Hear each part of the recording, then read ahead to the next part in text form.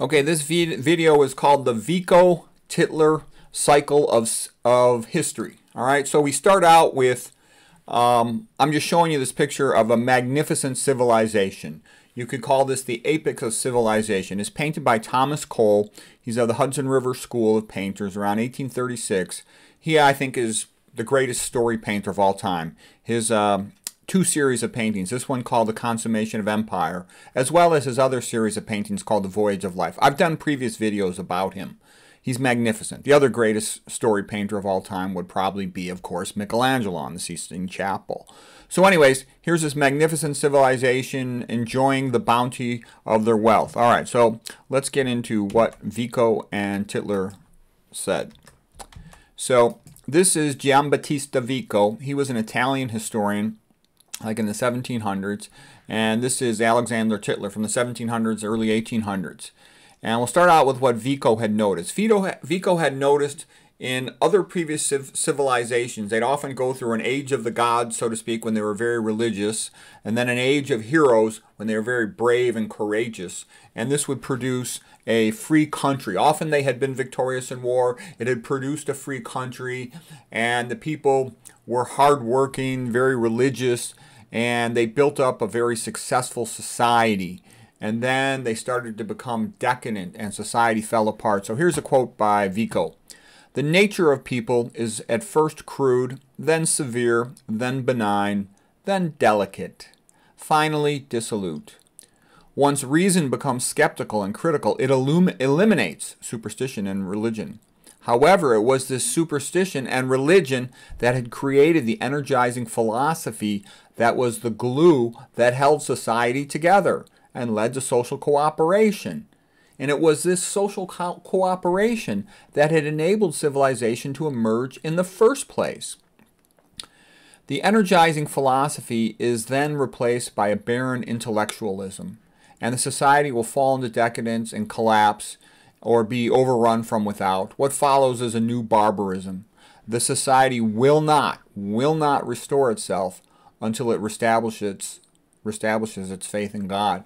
So he had seen, again, what had happened with the ancient Greeks, and then a similar pattern with the ancient Romans, and then he saw that the Catholic Church had sort of reestablished an age of the gods and civilization at the end of the Roman Empire. And then there was the age of heroes with chivalry, men like King Arthur, men like King Charlemagne, who promoted education, working with Alcuin and whatnot. But that he felt that around his day in the late 1700s, that society was falling into this vague intellectualism, like with Descartes, for example, trending almost towards atheism and, the so-called Enlightenment, which is a bogus name. And he saw that this was potentially going to lead to the collapse of Christendom. Okay. Now, Alexander Tytler was a Scottishman. Vico was an Italian guy, and he was a professor of the ancient Greeks and Romans. And some of the things that he'd noticed, of course he'd read, Plato's Republic and whatnot, and about what a disaster democracies are. America, by the way, was not meant to be a democracy. If somebody tells you that, most of the time they don't know what they're talking about. Other times they're intentionally lying to you. America was meant to be a republic. Okay? So Tytler says democracies are always temporary. They last until the majority realizes it can vote for candidates who promise the most benefits from the public treasury. Then the society will financially collapse. And this is always followed by a dictatorship. The average age of the world's greatest civilizations has been about 200 years. And these nations always progress through the following sequence. From bondage, here's bondage right here, to spiritual faith. From faith to great courage. They fight for their freedom and they're brave and they win. Okay, from courage to liberty. Now they are free. Their liberty enables them to focus on working and productivity, and they become very prosperous. There is a time of abundance in the country. From this, though, they start to fall into complacency, entitlement, self-absorption, hedonism. Hedonism weakens men. A very good book about how hedonism weakens people is like The Brave New World by Aldous Huxley.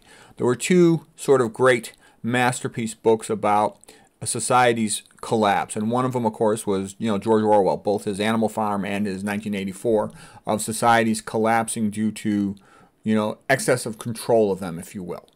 Okay, all the things that go with that. That was the one point of view.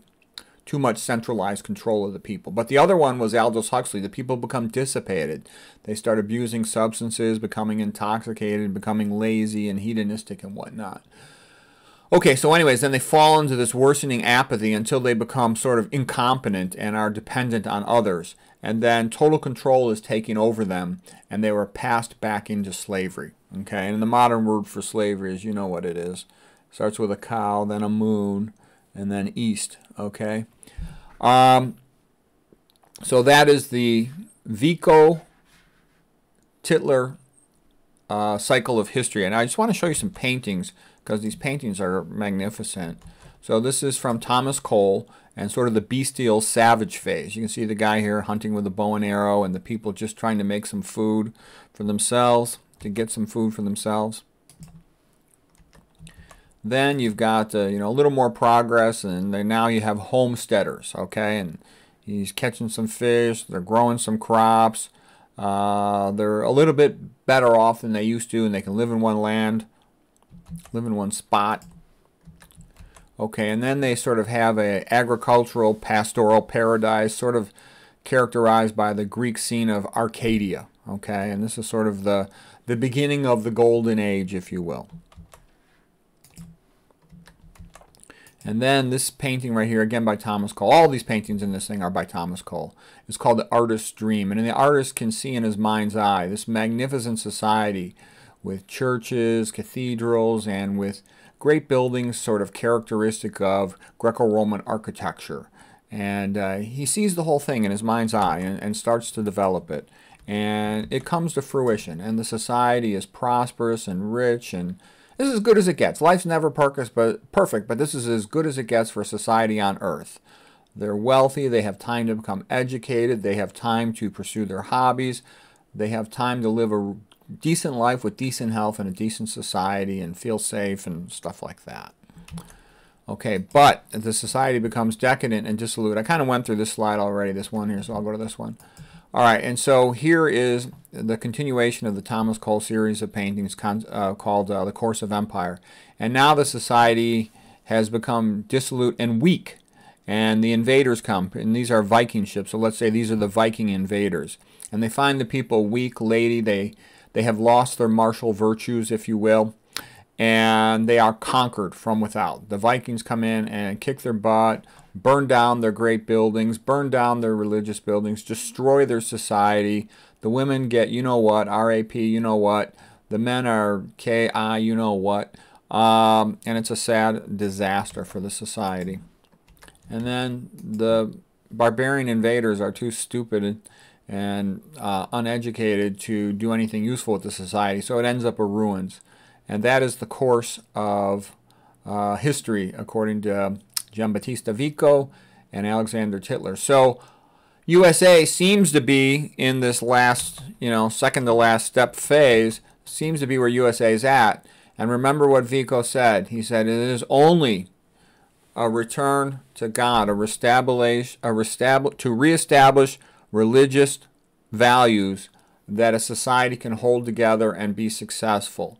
Because you can remember what the word religion means. It means relegare, legare, the Latin. Legare is to ligate, to tie together, to tie a people together, to unify them so they can cooperate together and work together. If the peoples don't cooperate and there's a lot of crime and bad behavior, society can't function adequately, and everybody's so scared and fearful that everybody's poor. Okay, you look at a neighborhood. If a neighborhood is violent, then everyone is poor in that neighborhood.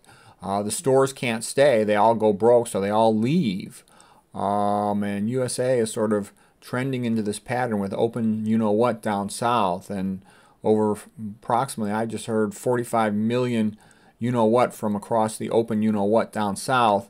And some claim that they're all going to VOTE and worse than that.